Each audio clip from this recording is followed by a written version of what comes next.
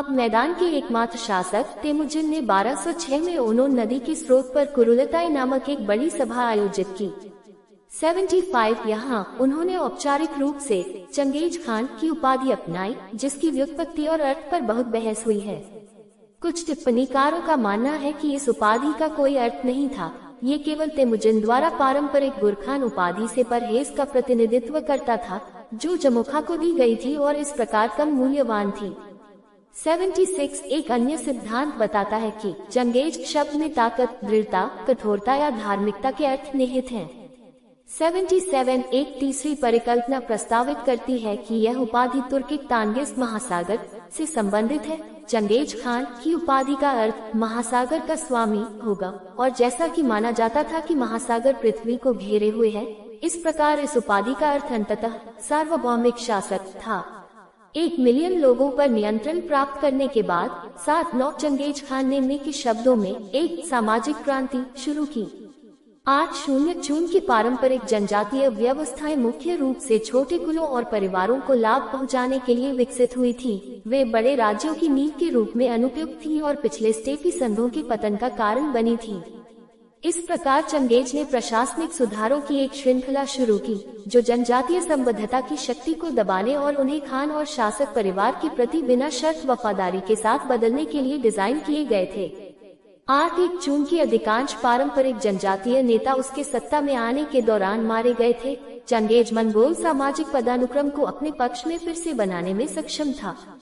सबसे ऊंचे स्तर पर पूरी तरह से उसके और उसके भाइयों के परिवारों का कब्जा था। उनके नीचे करा यासुन, शाब्दिक अर्थ काली हड्डी, कभी कभी कराचू आता था, जो जीवित पूर्व साम्राज्य अभिजात वर्ग और नए परिवारों में सबसे महत्वपूर्ण लोगों से बना था। जनजातीय वफादारी की किसी भी अवधारणा को तोड़ने के लिए मंगोल समाज को एक सैन्य दशमलव प्रणाली में पुनर्गठित किया गया था। 15 से 70 वर्ष की आयु के बीच के प्रत्येक व्यक्ति को एक मिनकान बहुवचन मिनकात में भर्ती किया गया था, जो 1000 सैनिकों की एक इकाई थी, जिसे आगे सैकड़ों जगुन बहुवचन जघाट और दसियों अबन बहुवचन अरबत की इकाइयों में विभाजित किया गया था। 83 इकाइयों में प्रत्येक व्यक्ति का घर भी शामिल था, जिसका अर्थ है कि प्रत्येक सैन्य मिनकान को घरों के मिनकान द्वारा समर्थित किया गया था, जिसे मैंने सैन्य औद्योगिक परिसर कहा है। प्रत्येक मिनकान एक राजनीतिक और सामाजिक इकाई दोनों के रूप में संचालित होता था, जबकि पराजित जनजातियों के योद्धाओं को अलग अलग मिनकान में फैला दिया जाता था ताकि उनके लिए एक निकाय के रूप में विद्रोह करना मुश्किल हो जाए। इसका उद्देश्य पुरानी जनजातीय पहचानों के लुप्त होने को सुनिश्चित करना था, उनकी जगह महान मंगोल राज्य और कमांडरों के प्रति वफादारी को लाना था, जिन्होंने योग्यता और खान के प्रति वफादारी के जरिए अपना पद प्राप्त किया था। 84 यह विशेष सुधार अत्यंत प्रभावी साबित हुआ। मंगोल साम्राज्य के विभाजन के बाद भी जनजातीय आधार पर विखंडन कभी नहीं हुआ।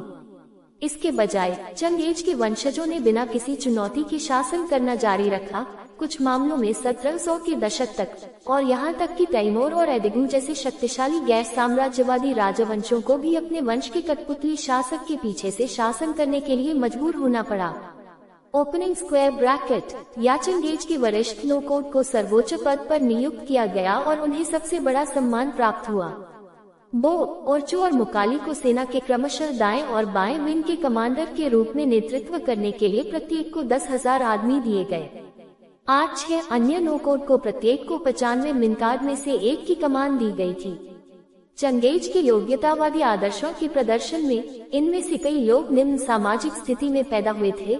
रचनेवस्की ने एक बढ़ई, एक चरवाहे और यहाँ तक कि 2 चरवाहों के अलावा लोहार के बेटे जेल में और सुबुताई का हवाला दिया, जिन्होंने 1203 में तोगरुल की योजनाओं के बारे में तेमुजिन को चेतावनी दी थी।